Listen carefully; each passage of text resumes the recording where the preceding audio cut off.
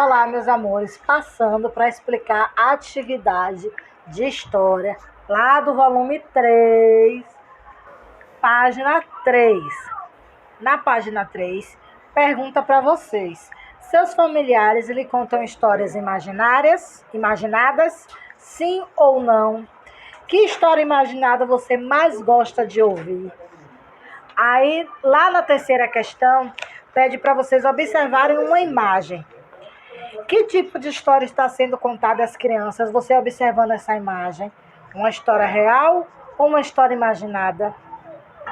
Na página 4 também, pede, com a ajuda do professor, ler os textos a seguir. Então, eu vou ajudar vocês a fazer a leitura agora. Texto 1. Pinóquio. Assim que entrou em casa, Gepeto apanhou as ferramentas e começou a entalhar e a trabalhar no seu boneco. Ao terminar os olhos, imaginem a sua surpresa ao perceber que eles se mexiam e olhavam fixamente. Então, depois dos olhos, fez o nariz do boneco, mas o nariz, que mal havia sido terminado, começou a crescer, e cresceu, e cresceu, e cresceu, e em poucos minutos se transformou num narigão que não acabava mais. Esse texto é de Carlo Collodi Pinóquio. Texto 2.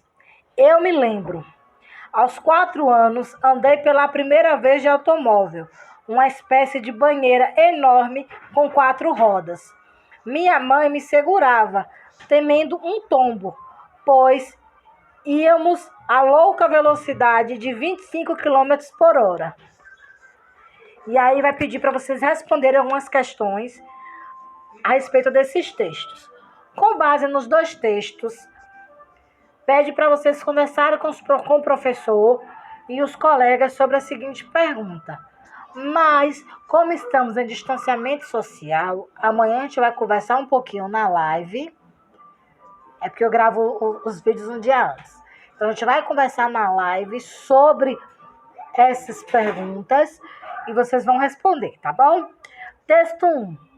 O texto 1 pode ser considerado uma história real ou imaginada? Por quê? O texto 2 pode ser considerado uma história real ou imaginada? Por quê? Qual dos 2 textos poderia ser usado para conhecermos a história de uma pessoa? Esse texto é uma história sobre dias atuais ou sobre o tempo passado? Por quê? E é isso a sua atividade de história. Não deixem de responder a atividade. Se tiver dúvida, pode mandar mensagem pelo WhatsApp ou no próprio aplicativo que eu respondo para vocês. Um beijo, meus amores.